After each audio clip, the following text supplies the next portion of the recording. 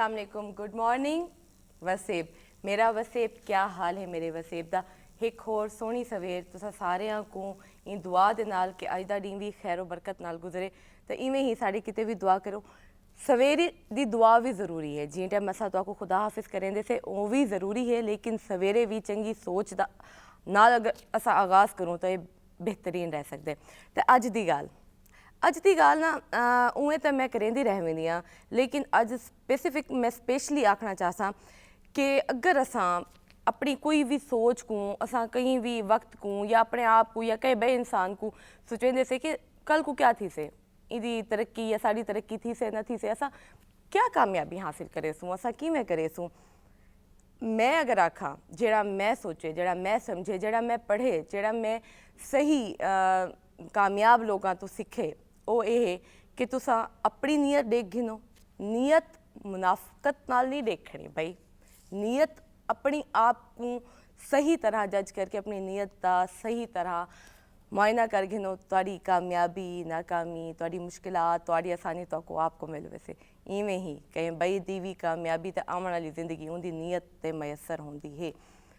नीयत असा हुण एक बई इतना गलती करें जैसे मैं सोचे नहीं अक्सर कि क्यों चलो ठीक है तुसा अगले बंदे को तो गलत आख बांधे तुसा झूठ भी बोल के जैसे ऐसा पता क्या कुछ करें पैसे अपनी ज़िंदगी, लेकिन अपने आप को किवें ऐसा गलत गाल कर सकते से, अपने आप को केड़े धोखे च रख सकते से, अपने आप नाल ज्यादती वल केड़ी शै दी असा को जरूरत है कि असा केड़ी शै दी तरक्की या कामयाबी दी सोच रख सकते से। सब तो पहले अपने नाल इंसाफ करो, अपनी नीयत को साफ करो, अपने जहन को क्लियर करो, पाक ज़ात ते यकीन करो। तो अज तुसा सारियां ते अगर मैं आखा वल एक दफ़ा ख्वाहिश तो अपने सैगमेंट के नाल तो डॉक्टर साहब की इतनी मसरूफियत के बावजूद इन्हां दे मेहरबानी इन्हां दी मुहब्बत तुहाडे नाल टीवी नाल के इन्होंने अपने इतने बिजी शेड्यूल सारे कितने टाइम कढे, क्योंकि अज मेहमान तो मैं आखे सा क्यों कहना क्योंकि ये हुण मेहमान कहनी साड़ी टीम का हिस्सा ये इन्हां दा शो है, ये सैगमेंट भी इन्हां दा है। मैं तो बैठी हाँ सिर्फ और सिर्फ सवालात ही सवालात हैं, क्योंकि इतने सारे इशूज़ हैं। जिमें ही मौसम बदलता है उवें ही साकू डॉक्टर की जरूरत पै वेंदी है, लेकिन इतना ही वल मेरी पहली गाल आ वेंदी है कि डॉक्टर होना ज़रूरी है या मैं आदि हाँ कामयाब डॉक्टर होना ज़रूरी है। तो कामयाब तरीन डॉक्टर है, क्योंकि सब तो पहले इन्हां दी मैं अगर गाल करा मैं तो दिल खोल के तारीफ़ करे सा, क्योंकि वाकई ये बहुत चंगी शख्सियत दे मालिक इंसानियत तो भरपूर डॉक्टर है। इन तो वध के क्या आखा डॉक्टर कबीर साढ़े नाल मौजूद हैं, स्किन स्पेशलिस्ट हैं। तो इन तो इलावा पूरा मुल्तान क्या पूरा पाकिस्तान इन्हों को जानता है। Sir welcome. अस्सलाम वालेकुम, क्या हाल है आपके? ठीक हैं सर, क्या हाल है? इतनी सारी तारीफ कर देती हैं उसके बाद बंदा वैसे ही शाई फील होना शुरू हो जाता है। सर आप वैसे माशाल्लाह से बड़े स्माइलिंग फेस हैं और आपको देख के ना मैं 2 दिन नेक्स्ट 2 डेज मैं सोचती हूँ कि नहीं डॉक्टर साहब स्माइलिंग फेस हैं और इसलिए उनकी इतनी ब्यूटीफुल स्किन है और इतने अच्छे लगते हैं, तो मैं भी स्माइल करती रहती हूँ। क्लिनिक पे ना कुछ पेशेंट्स कहते हैं डॉक्टर साहब कितनी एज होगी, तो मैंने कहा मैंने 4-5 साल तो 30 पे ब्रेक लगाई रखी है, लेकिन अब मैं आपको बता देता हूँ। तो वो कहते हैं जी हमें रिंकल्स पड़ गए आपको नहीं पड़े। तो जो रिंकल्स हैं जब फेस के अंदर जो चेंजेस हैं वो आपके फेशियल एक्सप्रेशन के साथ जुड़े हुए हैं। कि एक बंदा या एक कोई टीचर है और बार बार वो गुस्सा करती है और बच्चों को डांटने के लिए या कोई भी एक्सप्रेशन देती है तो उसकी यहाँ पे एक 11 लाइन बनना शुरू हो जाती है, यहाँ पे रिंकल्स आना शुरू हो जाते हैं। और कोई बंदा बहुत ही खुल के स्माइल करता है यानी जो ओवर स्माइलिंग, तो उसकी आपने देखा क्रोज फीट डेवलप होना शुरू हो जाते हैं, यानी अराउंड द आईज और लाफ लाइंस। तो आपका जो एक्सप्रेशन है अगर आप लाइट रहते हैं, कंफर्टेबल रहते हैं और उसके साथ आपके जो फेशियल चेंजेस हैं वो भी उसी लिहाज से बेहतर फॉर्म में रहते हैं। बेहतर सर, सवाल तो कोई और था लेकिन बात वो ये ना जब हम बात करने लगते हैं तो बात से बात निकलती है। लाफ लाइन अगर मैंने जो अपना एक्सपीरियंस आपसे शेयर करूं, मुझे लगता है ये वो हमारा रिंकल है जो सबसे पहले हमारे फेस पे आता है, क्योंकि मैं भी फेस कर रही हूँ इसको कहीं ना कि शायद हम बहुत ज़्यादा हंसते हैं और खिलखिला के अपनी खुशी का इजहार करना। और इस चीज़ के लिए अब एक और चीज़ भी मैं देख रही हूँ जो कि बहुत ज़्यादा डे बाय डे आती जा रही है, मसाज करना, फेस मसाज करना, जो कि नाइट को आपने करना है, चाहे आप 2 मिनट 3 मिनट्स करें, इसका भी कोई बेनिफिट है? लाफ लाइन वैसे तो इंसान की पहचान है। अगर फेस एक आप लुक्स देखें तो लाफ लाइन इंसान में मौजूद है, बंदर में नहीं है। तो एक फेस का एक एक्सप्रेशन है, लेकिन वो नॉर्मल होनी चाहिए। अब नॉर्मल या डीप लाफ लाइन हम किसको कहते हैं, जो इतनी आपके फेस के अंदर चेंजेस शो करे कि वो आपको लोग कहें यार आपको एजिंग शो हो रही है। तो लाफ लाइन के साथ एक मैरिनेट लाइन, जैसे लिप्स के नीचे ऐसे ढलकी हुई नज़र आती है, तो ये सैगिंग होती है बेसिकली। और जब आप स्माइल खुल के करते हैं तो आपकी फैट जो होती है लाफ लाइन वाले एरिया से वो कम होना शुरू हो जाती है। तो इस फैट को कम जो होती है उसको पूरा करने के लिए हम फिलर इंजेक्ट करते हैं। दूसरा ये जो आप बता रही हैं कि फेस जिसको एक्सरसाइज, योगा, मसाज, डेफिनेटली हम हर प्रोसीजर के बाद फेस पे वी रिकमेंड कि आप 5 to 10 मिनट अपनी चीक्स पे अपवर्ड मसाज करें। रीज़न ये है कि ग्रेविटी का इफेक्ट, जो ज़मीन की कशिश है, वो फेस को नीचे की तरफ डाउन लेके आ रही है और वो सारी की सारी फैट को उतार के लाफ लाइन, अपना जॉ लाइन और फिर डबल चिन पे ले आती है। इसी तरह पूरी बॉडी की फैट लोअर टमी पे आ जाती है, यहाँ हैंगिंग हो रही होती है। 100%। तो इस इफ़ेक्ट को काउंटर करने के लिए हम रिकमेंड करते हैं कि आप एक्सरसाइज या इसके साथ साथ आप कोई ना कोई मसाज ज़रूर रखें। सर बिल्कुल फिलर पे ही मैं आना चाह रही थी, वही बात आपने सही कर दी सर। लेकिन इसमें हमने एक वर्ड यूज़ किया है कि स्किन जब हमारी नीचे आती है तो सैगी फील होता है, यानी कि आपकी एज लगने लग जाती है, फैट आपका ज़ाहिर होता है। लेकिन आपने एक चीज़ देखी है कि अब ये बहुत छोटे उम्र में भी लोगों को फेस मैं आपको एग्जांपल दे रहा हूँ। कल जब मैं क्लिनिक कर रहा था तो मेरे पास एक यंग लड़का, और वो कहता जी डॉक्टर साहब मैंने हाइफो लेनी है। 26-7 ईयर उसकी एज होगी। तो मैंने कहा बच्चे आपकी तो एज ही नहीं है। तो ही हिमसेल्फ एक्सप्रेस्ड कि डॉक्टर साहब मैं करता हूँ फ्रीलांसिंग, मेरा बड़ा बिजी ऑफिस है, तो मैं हर वक्त जो है इस पोजीशन में होता हूँ, कंप्यूटर वर्क करता हूँ। तो मुझे क्या करना चाहिए कि मेरी ये जो फेस चीक अंदर हो गई है और जॉ लाइन बाहर हो रही है, ओवर वर्क होता है मेरा। तो अब इसमें दो बड़ी इंपॉर्टेंट चीज़ें हैं।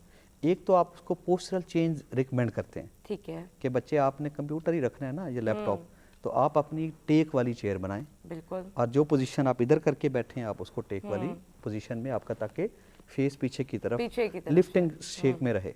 तो आप उसको चेंज करें पोस्चर। और दूसरा ये है कि हाइफो जो है is a very safe technology. तो लोगों का कंसर्न होता है कि ये जो जॉ लाइन या डबल चिन पे फैट आ गई है, तो वो लोग समझते हैं शायद इसको लाइपोलिटिक इंजेक्शन लगाना इज द ऑप्शन। तो वो पेनफुल भी हैं, कॉस्टली भी हैं। लेकिन जो हाइफो एक अल्ट्रासाउंड टेक्नोलॉजी है जिससे हम जॉ लाइन को सिर्फ मसाज के थ्रू वो फैट को डिसॉल्व कर देते हैं। वो जो आई थिंक वाइब्रेट नहीं, HIFU is the ultrasound, high intensity focused ultrasound. ठीक है। तो एक तो आप वो अल्ट्रासाउंड टेक्नोलॉजी मसाज की शेप में डिजाइन करके डॉक्टर पूरा एक डिजाइनिंग करता है कि कितनी जगह पे कितने शॉट्स लेने हैं, प्लस आपने अपनी पोस्चरल चेंज करनी है। आप ये देखें रूटीन में बहुत सारी फीमेल्स आपको नजर आएंगी या मेल्स भी नजर आएंगे कि लेफ्ट साइड उनकी थोड़ी सी डाउन होगी और राइट साइड थोड़ी अप होगी। सीरियसली तो वो परेशान होते हैं कि शायद हमने कुछ गलत ऐसा किया, या पता नहीं हमारी लाइफ में कोई एजिंग के फैक्टर्स आ रहे हैं, वो उनकी स्लीपिंग हैबिट की वजह से होता है। ओके, और वाकई ये ऐसा होता है। तो ग्रेविटी का इफेक्ट इतना ज्यादा है कि एक बंदा एक ही पोस्चर में सोता रहता है, फैट उसकी उसी तरफ ज्यादा टिल्ट अप हो जाता है। एक हफ्ता ना मैं बिल्कुल ऐसे एक्यूरेट रहती हूँ ना आपके जाने के बाद। बिल्कुल सीधा सोया कर। बाकी ऐसा होता है। चले आते हम फिर अगेन फिलर पे सर जी। तो फिलर के बारे में मैं भी डर जाती हूँ, मतलब अगर कुछ सोचूं या कोई करवाने लगे। अच्छा, तो इस बात को ना कंक्लूड कर लेते हैं, फिर आगे चलते हैं कि पोस्चर चेंज का इतना इम्पैक्ट है। पढ़ने वाला बच्चा है या फीमेल है, एक टीचर भी है, उसने हर वक्त पेपर्स बनाने हैं, एग्जाम्स होने हैं, पेपर चेक करने हैं, तो वो उनको लगता है कि मेरी जो एजिंग है बहुत ज़्यादा तेज़ी से आ रही है। तो आई वुड रिकमेंड कि आप अभी से ही आप अपनी कुर्सी सीट ऐसी बनाएं जिस पे आपने बहुत ज़्यादा देर काम करना है, तो उस पे आप अपना लाइट भी उसकी ऊपर होनी चाहिए, फ्रंट पे नहीं होनी चाहिए, क्योंकि ये जो लाइट है इसके अंदर भी अक्सर हम कहते हैं कि यूवी रेज इसमें भी है, अल्ट्रा वायलेट रेज, वो आपकी स्किन में चेंजेस और एजिंग कर रही हैं, फाइन लाइंस और रिंकल्स डेवलप कर रही हैं। एक तो उससे बचना है आपने, और साथ ही आप अपना पोस्चर चेंज करेंगे तो ऑटोमेटिकली आप एंटी एजिंग की तरफ चले जाते हैं, नेचुरल एंटी एजिंग। नहीं, ये तो वाकई ये वो टिप्स है जो बगैर किसी खर्चे के हम खुद ही अपनी जिंदगी में अप्लाई कर सकते हैं। बहुत कुछ ऐसे छोटा छोटा ये टिप्स, और डॉक्टर्स ऐसी टिप्स नहीं देते, ये भी एक हकीकत है, ये सिर्फ डॉक्टर कबीर ही देखिए, जो स्किन वाले डॉक्टर या एस्थेटिक्स के डॉक्टर और जो उनका पेशेंट होता है या क्लाइंट होता है, उसका साथ लंबा होता है। ये 1-2 दिन की तो ट्रीटमेंट है नहीं, आपको हर साल मेंटेन करना है, हर साल मेंटेन करना है। हर साल इंसान एज कर रहा होता है, अगले साल, तो आपने हर साल आपको फिर चेंजेस उस तरीके से ज़्यादा हो रही होती है। ओके, तो सही सर ये तो आपकी काइंडनेस है, क्योंकि वाकई मैं वही बात करी थी कि डॉक्टर्स ऐसी टिप्स क्यों देंगे, क्योंकि जाहिर सी बात है उनका इसमें कोई ऐसा वो तो नहीं है, कोई फ़ायदा या कोई प्रॉफिट तो नहीं है। लेकिन थैंक यू, हम जैसे और हमारे देखने वाले बहुत से वसेब के लोग ऐसे हैं जो क्लिनिक पे नहीं आ सकते या आपको विजिट नहीं कर सकते, लेकिन अफोर्ड नहीं कर सकते, लेकिन कम से कम उनको कुछ फ़ायदा तो मिल रहा है। बिल्कुल ऐसे। इसी तरह से सर आते हैं हम फिलर्स पे, डर ख़त्म करें। जो फिलर है, अभी एक चीज़ आप इम्पॉर्टेंट है, ये हमारा जो अभी दौर है, लास्ट प्रोग्राम में भी हमने बात की थी कि ये हमारा आईटी का दौर है, सोशल मीडिया का दौर है, फ्रीलांसिंग का दौर है, मीडिया का दौर है। अब हर बंदा ही कहीं ना कहीं मोबाइल के साथ जुड़ा हुआ है या टीवी या स्क्रीन के साथ। तो अर्ली डार्क सर्कल डेवलप होना, एज 25 होगी लेकिन आँखों के नीचे ऐसे गड्ढा बना होगा जैसे कि पता नहीं 70 साल का हो गया बंदा। ऐसे आई बैग डेवलप हो रहा होगा, डार्क सर्कल डेवलप हो रहे होंगे। अब लोग कहते हैं जी फिलर लें या नहीं लें, ये हमेशा ही एक डिबेट रही है और हर क्लिनिक पे पूरी दुनिया में होती है। अर्ली किसी भी चीज़ को टाइम पे ठीक कर लेना ही अक्लमंदी होती है। बिल्कुल। आप कुछ लोगों को देखें, एज उनकी 50 होगी लेकिन आई बैग का साइज इतना बड़ा होगा कि फेस पे सारी की सारी उनकी जो लुक्स हैं उसकी वो मत मार देते हैं। बिल्कुल। तो आप अगर टाइमली फिलर लें और उसको डार्क सर्कल के लेवल पे ही मैनेज कर लें तो ये ट्रीटेबल है। अब जो फिलर्स हैं आजकल के ज़माने में, मुझे याद है 2016 दिसंबर से मैंने प्रैक्टिस स्टार्ट की। उससे पहले जो डिबेट होती थी वो सिलिकॉन के फिलर्स होते थे, सही। Silicon implants. वो बॉडी में भी कहीं डिफेक्ट होता था वहाँ भी होते थे और फेस पे भी। लेकिन 2016 के बाद से पाकिस्तान में वाफिर मिकदार में हायालुरोनिक एसिड फिलर्स अवेलेबल होते हैं। Hyaluronic acid is a normal natural substance जो बॉडी में वैसे भी स्किन में पाया जाता है, तो वो नेचुरल के बिल्कुल करीब है। और वो सबसे अच्छी उसकी खूबी ये है कि वो डिजॉल्वेबल होता है, वक्त के साथ साथ खुद डिजॉल्व हो जाता है। अगर कहीं ओवर भी ट्रीट हो जाए तो उसको भी कम किया जा सकता है।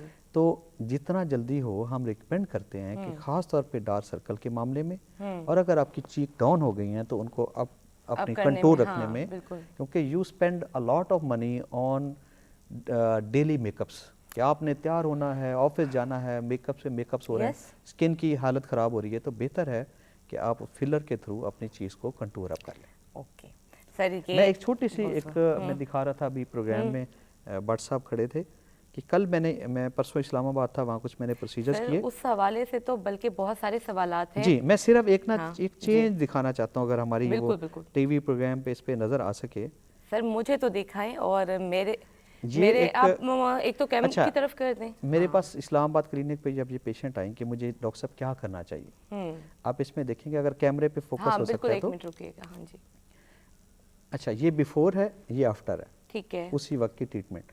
तो इसमें एक डार्क सर्कलिंग नजर आ रही है बिफोर में, सैगिंग ऑफ चीक नजर आ रही है, लाफ लाइन नजर आ रही है, और आफ्टर वाली ट्रीटमेंट में ये सब चीजें ही ठीक होके फेस कंट्रोल्ड है। एज डिफरेंस नजर आ रहा है। तो जस्ट 30 मिनट्स के अंदर we have change the face looks.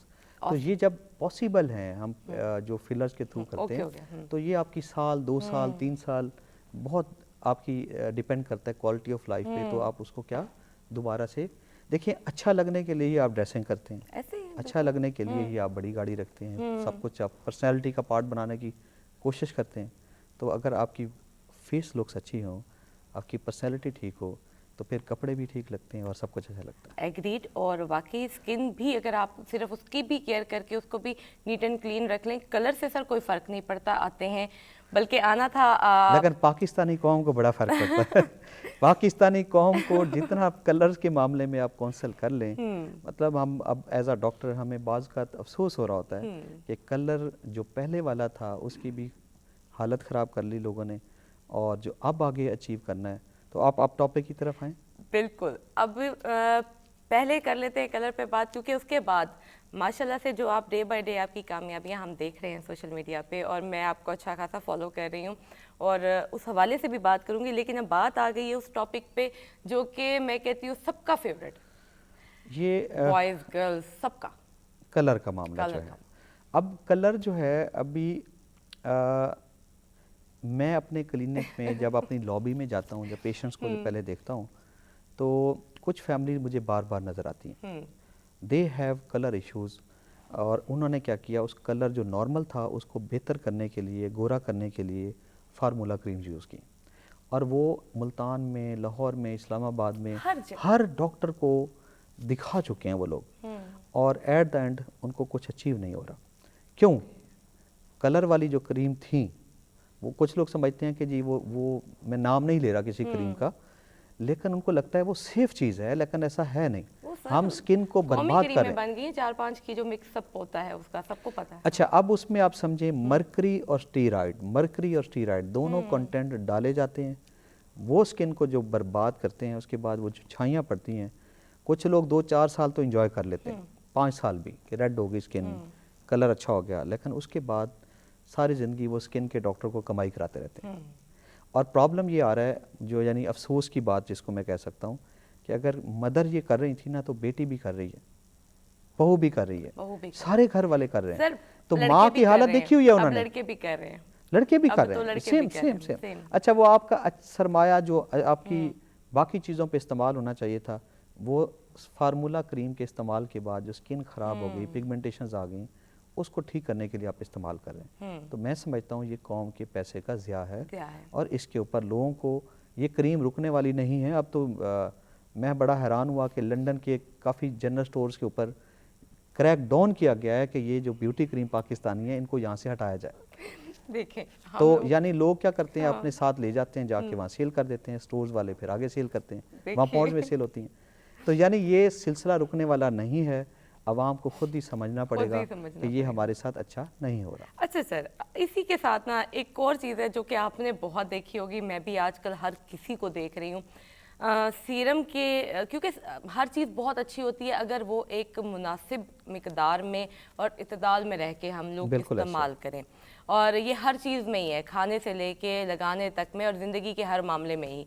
लेकिन अगर देखा जाए तो एसिड्स सीरम के उसमें आ रहे हैं, मैं भी एक का नाम नहीं लेती, लेकिन आप समझ के होंगे, उसका इतना ज़्यादा यूजेज हो रहा है। और सीरम, डे सीरम, इवनिंग के, नाइट के हम लोग लगाई जा रहे हैं। वही पैसे के ज़िया वाली बात से आगे बढ़ाता हूँ मैं। लोग ऐसी फैमिली जो अफोर्डिंग क्लास की हैं, जब वो विज़िट करते हैं और वो बताते हैं कि डॉक्टर साहब मेरे पास इतनी प्रोडक्ट्स सीरावी की पड़ी हैं, इतनी प्रोडक्ट्स मेरे पास बॉडी शॉप की पड़ी हैं, ये वाली स्किन रूटीन मैंने रेटिनॉल ये वाला यूज़ कर रही हूँ, हाइलुरोनिक एसिड वो कर रही हूँ। तो उनकी जब स्किन असेसमेंट हम करते हैं तो वो स्किन के अंदर उल्टा नेगेटिव इफेक्ट चल रहे होते हैं। ये सब सीरम, सब चीज़ें हर बंदे के लिए नहीं बने हुए। स्किन को मैं पहले भी मैंने ये बात की थी कि एक दफ़ा अपने स्किन के डॉक्टर से असेस ज़रूर करा लें कि आपकी स्किन टाइप कौन सी है और आपको कैसी प्रोडक्ट्स यूज़ करनी चाहिए। बिल्कुल ऐसी अगर आपकी स्किन थिन है पहले से ही और आप ऐसी कोई एसिड या कोई सीरम यूज़ कर रहे हैं जो स्किन को ज़्यादा पील अप कर रहा है, तो वो मज़ीद उसको थिन अप करेगा और that will and up with the pigmentation, क्योंकि उसके बाद यूवी रेज का एक्सपोजर हो रहा है। ऐसे ही। तो आपने क्या करना है, पहले असेसमेंट करा के फिर सेलेक्ट करें कि आपको स्किन रूटीन में क्या इस्तेमाल करना चाहिए। बिल्कुल सर, और ये सबसे अहम बात है, क्योंकि हम ख़वातीन अपनी ज़िंदगी का, मैं कहती हूँ सारी ज़िंदगी गुजार देती हैं, हमें अपनी स्किन टाइप भी नहीं पता चलती। सबसे पहले हमें मेजर चीज़ का पता चलेगा तो हम आगे उसको कर। बस आप ये याद रखें कि हम, जैसे ये मुल्तान का रीजन है, लाहौर है, ये सारा इलाका हमारा ये गर्म टेम्परेचर वाले इलाके हैं। ऐसे में अल्लाह ने स्किन टाइप भी उसी लिहाज से ओपन पोर्स वाली ज़्यादा डेवलप की हुई है, ताकि स्वेटिंग का सिलसिला है, टेम्परेचर मेंटेन होता है। तो हम थोड़ा ओपन पोज, रफ स्किन वाले एरिया के लोग हैं। अब साउथ कोरिया की साइड पे जाएं तो वहाँ पे आपको टिश्यू पेपर की तरह बेबी स्किन मिलती है। वहाँ टेम्परेचर क्या है, डाउन है, ज़्यादातर नेगेटिव रहता है, तो वहाँ पे बेबी स्किन है। और हमारे पास क्या है, पाकिस्तानियों, मेरी बहनों, कोरियन स्किन ही में क्या नहीं मिलती, मौसम दा, माहौल दा, बहुत फर्क है। और अगर तो रफ स्किन अगर मिली है तो बाद मैंगो भी तो मिले तो है इवे ठंडे इलाके मैंगो भी तो नहीं प्रोड्यूस हिंदे ना। सर जरा सराइके ॾिसो अपनी कामयाबी दे बारे त तुसां माशाल्लाह एक बड़ी यूनिक तो बड़ी मज़ेदार शै ते गाल कीती है। हुणे तुसां क्लासेस भी दे के आए वे, इस्लामाबाद की गाल करी थी पिया। जी जी जी। जरा हेयर टू रिलेटेड है वो रिसेसो जरा साकू। अच्छा, ये सराइकी सर, मैं तो जानबूझ के सराइकी में आई हूँ ताकि हमारा वसेब भी सुने। बिल्कुल ऐसे जी। अच्छा, दुनिया दे विच जेड़ा ना टेक्नोलॉजी ये एस्थेटिक्स के शोबे बड़ी तेजी नाल डेवलप हो रही है। मेरे ख्याल में जितनी रिसर्च इस शोबे ते हो रही है शायद ही किसी चीज़ से हो रही है। ठीक है। एक चीज़ PRP बड़ा कॉमनली हर बंदा सुन रही है कि PRP कराओ तो स्किन भी अच्छी थी, वाल आस्ते कराओ तो हेयर फॉल ठीक थी। तो इसी तरीके नाल तुसां देखो कि अपना रीजनरेटिव मेडिसन, एक लफ्ज़ है रीजनरेटिव मेडिसन, ओके। उनदे च सिर्फ PRP नहीं स्टेम सैल भी होंदे न। वो एक एडवांस प्रोसीजर है, फैट तुहाडी अपनी कढ़ के उनदी प्रोसेस करना ते फिलर दी बजाय वो फेस ते अंडर आई ला गिनना, ये और जदीद चीज़ आ गई है।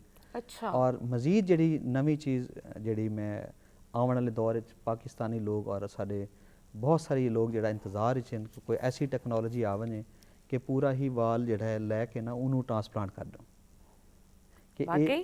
This is the latest adventure in aesthetic world कि आप ओके। फुल लेंथ बाल, एक फीमेल है उसके फ्रंट हेयर लाइन रिग्रेस कर गई है, कॉर्नर डीप हो गए हैं, तो आप पूरा का पूरा बाल फुल लेंथ के साथ लेके ट्रांसप्लांट कर देंगे। ओके। जैसे आपने घर के लॉन में एक प्लांट एक जगह से उखाड़ा दूसरी जगह पे लगा दिया और वो ओके। प्लांट ग्रो करना शुरू कर दे। पहले तो हम इसको नेचुरल उसमें आता था ना पहले कि वो तो हाँ। ट्रिम करते थे, शेव करते थे, टेंड करते थे, फिर हमने ट्रांसप्लांट करना था, फिर 6-8 महीने वो बाल ग्रो करने में टाइम लगाता था।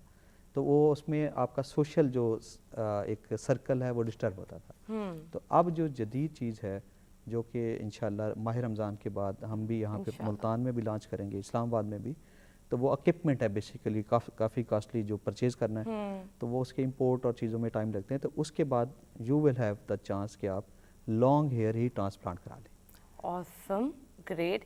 यानी कि हुण साकू इंतजार करने की जरूरत क्या नहीं, तो साकू लंबे वालां दी भी कोई हाँ, extensions क्योंकि की जरूरत PRP जो है ना, अब कोई एक फॉर एग्जांपल एक पेशेंट आया, डॉक्टर साहब 15 दिन बाद मेरी शादी है, तो अभी वक्ती तौर पे आप मुझे बता दें कि मैं कहीं से यूनिट या विग लगवा लूँ, शादी गुजार लूँ और उसके बाद मैं ट्रांसप्लांट करा लूँगा। सर ये एक्सटेंशंस के बारे में भी थोड़ी सी आज बात कर लें हम, बालों हाँ, के वो तो करें हेयर हम। एक्सटेंशंस की आ गई ना, देखिए एज अ जो यूनिट और विग हम इस्लामिकली उनको सपोर्ट बहुत सारी जगहों पे नहीं करते। ठीक है। जो परमानेंट यूनिट है उसके बाद आपके मसाइल हैं शावर के, गुस्ल के, चीज़ों के इस्लामिकली।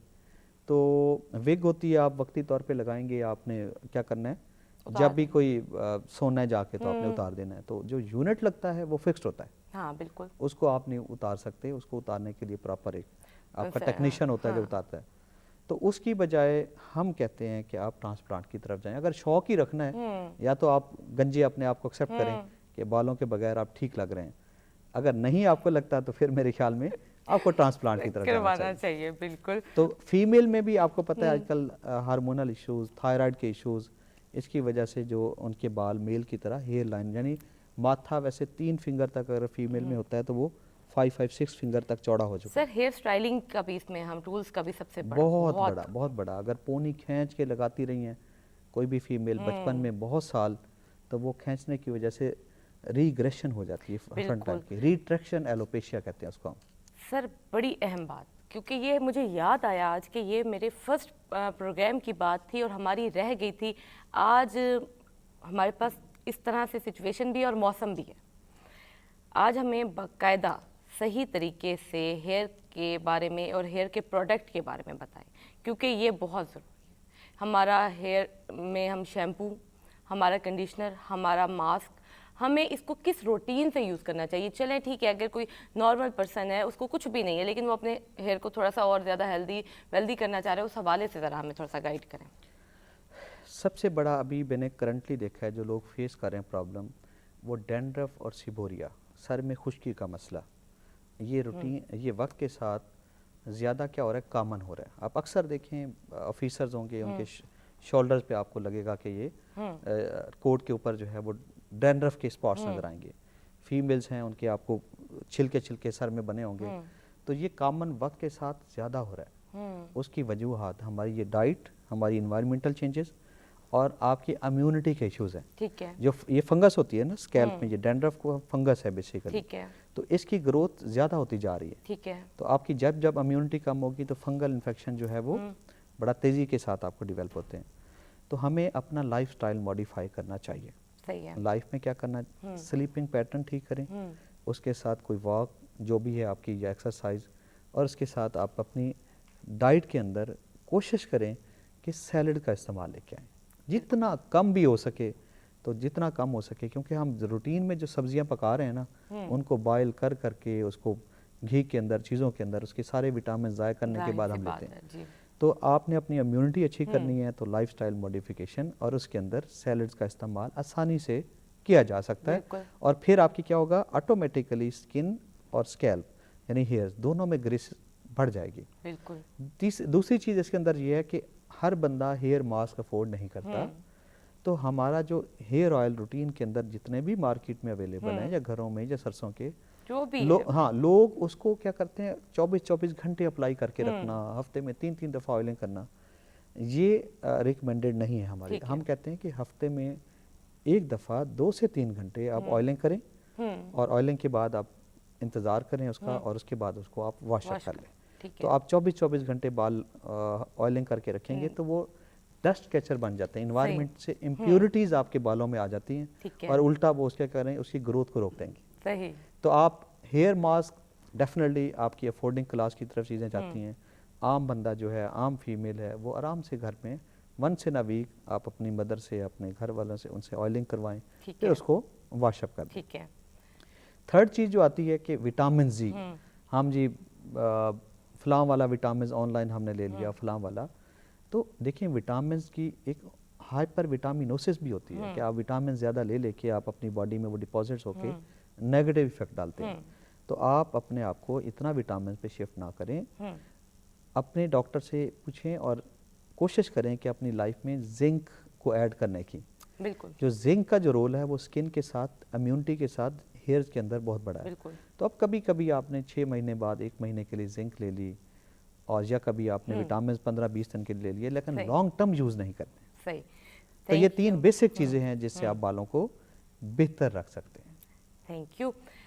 ये वो मेजर और मेन पॉइंट्स थे जो कि हमें पता है, लेकिन बार बार हमें सुनना चाहिए, क्योंकि देखिए सर ने जैसे आज बताया विटामिन्स की बात बहुत अहम थी, हमारी ऑयलिंग की बात बहुत अहम थी। वाकई सर हम लोग बहुत ज़्यादा इसको मिसयूज़ कर देते हैं, एक्स्ट्रा उस पर हो जाते हैं, क्योंकि शिद्दत पसंद पता नहीं क्यों हम अक्सर औकात हो जाते हैं। लेकिन बहुत शुक्रिया सर, बहुत शुक्रिया। इंशाल्लाह अगले हफ्ते आपसे फिर मुलाकात होगी और ज़रूर होगी। ते नाज़रीन असां गिंदे पे एक छोटी जी ब्रेक तो बाद साडे नाल गेस्ट मौजूद होसन, तुसां किथाई ना वेसो, क्योंकि आज प्रोग्राम बहुत स्पेशल है, तुसां बहुत इंजॉय करे सो, बहुत कुछ सीख सो, तुआड़े किते स्पेशली तुआड़े किते